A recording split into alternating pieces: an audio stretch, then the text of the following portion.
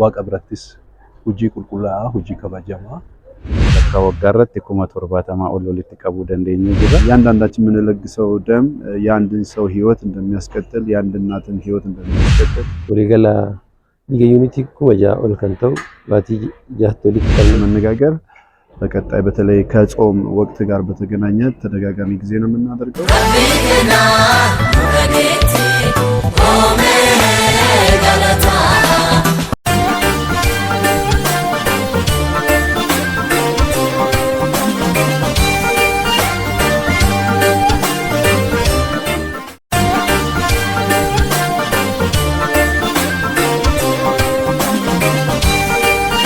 Maqaan koo Geetuu Gabreen jedhama. Biiroo Fayyaa Oromiyaatti qindeessaa tajaajila baankii dhiigaati. Biiroon keenya tajaajila dhiigaa bara kana haala gaariidhaan walakkaa waggaa irratti 70,000 ol walitti qabuu dandeenye jira. Raawwii gaariitu jira. Baankiyaa Mustafaa Gammachuu jedhama. Hojii gaggeessaa baankii dhiigaa Shaashamanneeti. Akkuma beekamu guyyaa har'aa leenjii hubannoo uumuu arjooma dhiigaa irratti kennuu jira.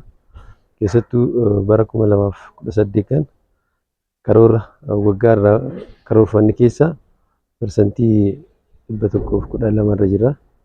Kun fooyyee guddaadha jechuudha akka baankii dhiigaatti. Asteer Bal'axee Tashoo jedhama. Tootaal Mulongeelitti paasteriidha. Kanaaf Galatoomaa Siin jedha.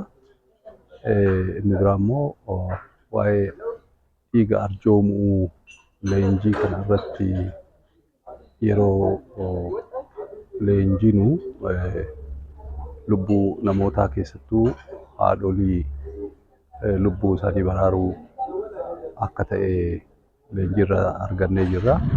Akkasumas namoota fedhii dhiigaa qaban garuu sababii sadiif lubbuun isaanii darbuu danda'u hojii oolchuu akka ta'u መጋቢ ስንታየው እንዳለ ባላለውኝ ከነጌሌ አርሲ አማኑኤል ህብረት ቤተክርስቲያን ነው በዚህ ስልጠና ላይ ለመሳተፍ የተገኘሁት። ከደም ልገሳ ጋር ተያይዞ እንግዲህ እንደ ቤተክርስቲያናችን ለተከታታይ ዓመታት አብረን በጋራ እየሰራን እንገኛለን። ዛሬም በነበረን ስልጠና ከትላንት ይልቅ ዛሬ ብዙ ሰዎች ደም የሚያስፈልጋቸው ብዙ ወንድሞች አሉ፣ ብዙ እህቶች አሉ፣ ወላዶች አሉ እና ዛሬም በቋሚነት የደም ልገሳችንን ማበርከት እንዳለብን ግንዛቤያችን ከፍ የሚያደርግ ስልጠና ነው የወሰድነው። እጅግ አድርገን እናመሰግናለን። akkuma har'a argite kana qophii karoora keenya akkaataa sagantaa adda addaatti irratti hundaa'ee qopheeffanneeti kan hojjetaa jirru. Fuuldura keenya amma manneen barnootaa cufaadhaa.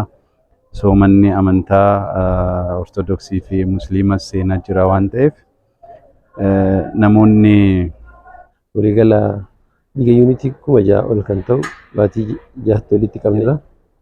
Haa ta'uti yeroo ammaa kan manneen barnootaa akkasuma dhaabbileen adda addaa sababa ramadaana yookaan soomni dhufaa jiruun dhiigni dhabamuu danda'a kan jedhuun guyyaadhaa abbootii amantaa leenjii arjooma dhiigaa kana kennuu jirra. Keessattuu amantaa Pirotestaantii wal qabatu guyyaadhaa hubannoo gahaa kenninee fi isaan irratti hojjechuudhaaf karoorfannee hojjetaa jirra. Kun ammoo akka macaafa qulqulluuttis waan baay'ee deeggaramu nama tokko fedhii isaa karaa nama argachuu hin dandeenye sababii sana ammoo nama miidhamuu danda'u gargaaranii ladda dhaabatanii keessattuu wantoota lubbuu wal qabatu isa baraaranii lubbuu isaa oolchuu jechuun waaqa birattis hojii qulqullaa'aa hojii kabajamaa በቀጣይም እንግዲህ እስካሁን ስናደርግ የነበረው ተሳትፎ ከትላንት ይልቅ በቁጥርም ጨምረን በተሻለ ሁኔታ እኛን ራሳችንን ጨምሮ አገልጋዮችን ጨምሮ ማህበረሰቡን ለማገልገል በተነሳሽነት በርህራሄ በፍቅር ለማገልገል የዛሬው ስልጠና የበለጠ አንቅቶናልና በቀጣይም ይሄንን አገልግሎት ለማጠናከር ነው የምናስበው። ከናፍ ቁልቁሎኒ አመንቶኒ dhiiga isaanii arjoomuun hojii kabajamaa fi waaqa fottis qulqullaa'aa ta'e kan akka hojjetan karaa kiyyaanis dhaamsa dabarsaa.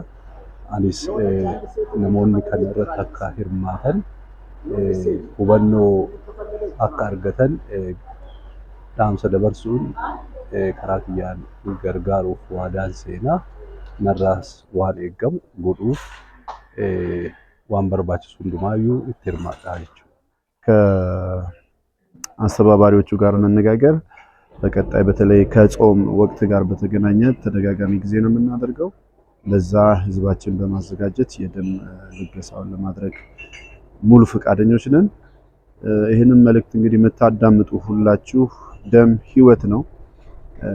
እያንዳንዳችን የምንለግሰው ደም የአንድን ሰው ህይወት እንደሚያስቀጥል፣ የአንድ እናትን ህይወት እንደሚያስቀጥል፣ በአደጋ የሚጎዳ የአንድ ወንድማችንን ህይወት እንደሚያስቀጥል አስበን ምንም አይጎድለንም።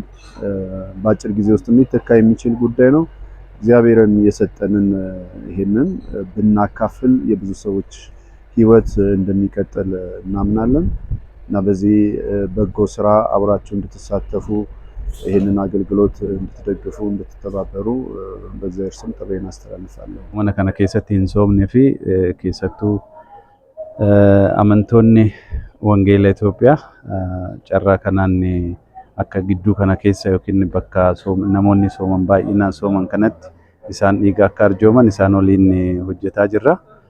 Kanaaf hanqinni dhiigaa akka muudanneef sochii baay'ee gaggeeffamaa jira. Kana keessatti jara wajjinis yookiin cherchoota wajjin hojjennee hanqinni tokko doon muutatin waggaa kana hin xumurra kan jedhu karoorfannee irratti hojjetaa jirra.